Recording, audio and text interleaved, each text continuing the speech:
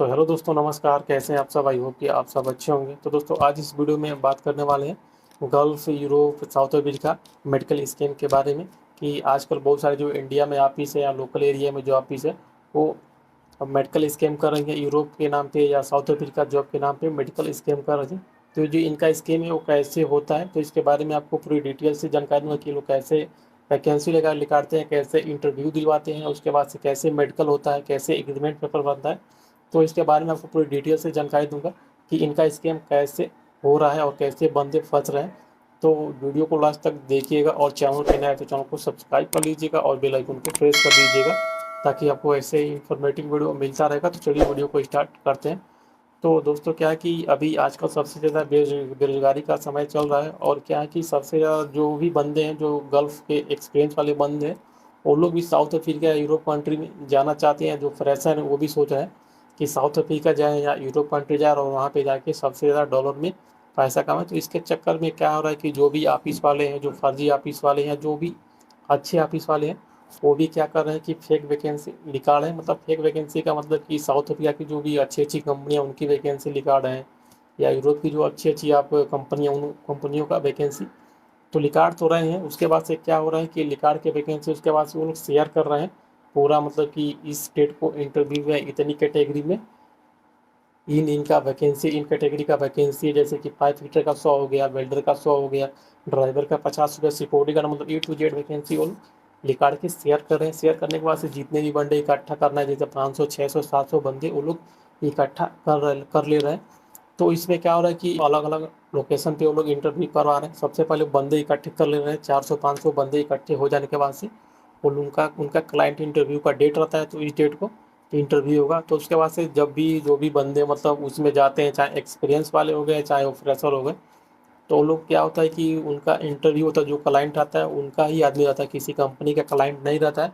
चाहे वो गोरा हो चाहे वो काला क्लाइंट हो, वो उन्हीं का आदमी रहता है। उसके बाद से उनका जितने भी जो बंदे इकट्ठे रहते हैं उनका क्लाइंट इंटरव्यू होता है, उनके सामने इंटरव्यू होता है और उनकी सैलरी लगाते हैं। जो उनकी सैलरी लगती है आप समझिए, एक 5 फीटर की सैलरी $800-900 लगती है इस तरीके से।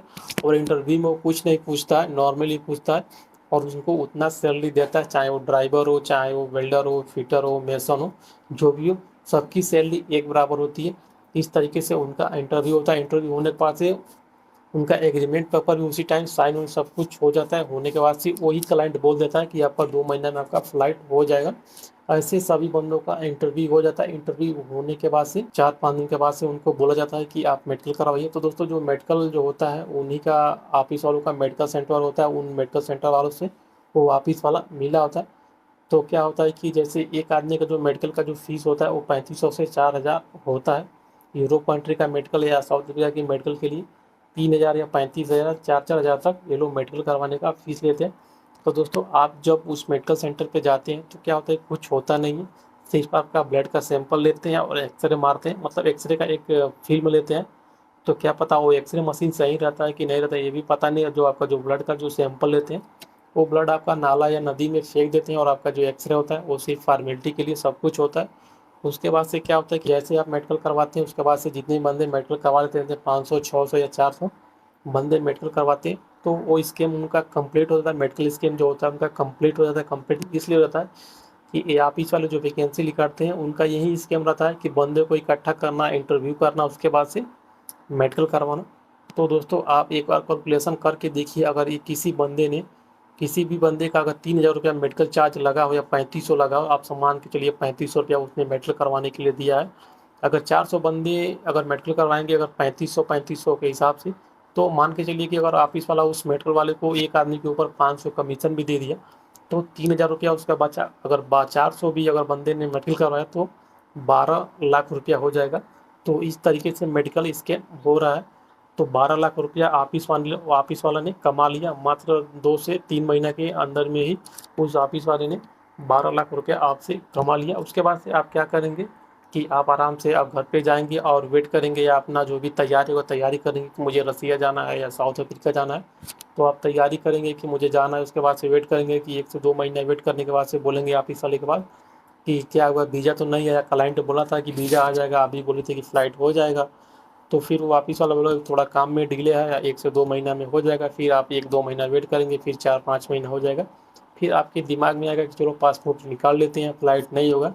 तो फिर जब आप जाएंगे ऑफिस पे पासपोर्ट मांगेंगे, तो ऑफिस वाला आपको आराम से पासपोर्ट दे देगा। तो आप भी समझे कि ऑफिस वाला बहुत अच्छा है, पासपोर्ट दे दिया।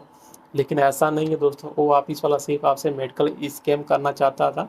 आपसे सिर्फ वो मेडिकल करवाना चाहता था, और मेडिकल करवा के वो अपना पैसा कमा लिया और आप अपना पासपोर्ट ले लिए। लेकिन दोस्तों इसमें नुकसान ऑफिस वाला का नहीं हुआ, आपका हुआ, क्योंकि आपका 6 महीने या 4 महीना टाइम भी वेस्ट गया। तो इस तरीके से आजकल जो भी मेडिकल स्कैम हो रहे हैं, वो सबसे ज़्यादा यही मेडिकल स्कैम हो रहे हैं, और वो साउथ अफ्रीका और रसिया के नाम पे सबसे ज़्यादा स्कैम हो रहे हैं। तो ऐसे स्कैम में आपको फंसना नहीं है। अगर आपको वैकेंसी दिखती है तो उस वैकेंसी में आपको इंटरव्यू नहीं देना है, या जो भी वैकेंसी आपको ऐसे देखती है तो जो भी एक्सपीरियंस वाले जो बंदे हैं उनसे पता करना है, या आपको भी एक बार सोचना है कि सारी जो कैटेगरी की जो वैकेंसी है वो कैसे वैकेंसी आ सकती है, और इतना नॉर्मल इंटरव्यू कैसे हो सकता है, और इतना सैलरी कैसे लग सकता है।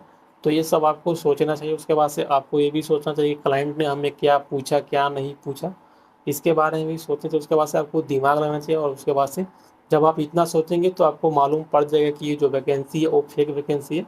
तो आप इस तरीके से इस वैकेंसी से बच सकते हैं। नहीं तो फंसने के लिए तो जो एक्सपीरियंस वाले बंदे हैं वो भी फंस जाते हैं इस स्कैम में, मेडिकल स्कैम में। तो आपको ऐसे दिमाग लगा के आपको फंसना नहीं है। तो दोस्तों आज के वीडियो में बस इतना ही। वीडियो अच्छी लगे तो वीडियो को लाइक कीजिए, शेयर कीजिए। अगर आपके पास भी कोई सवाल है तो आप मुझे कमेंट कर सकते हैं। या आपका कोई पर्सनल सवाल है तो आप मेरे इंस्टाग्राम आईडी पे भी मैसेज कर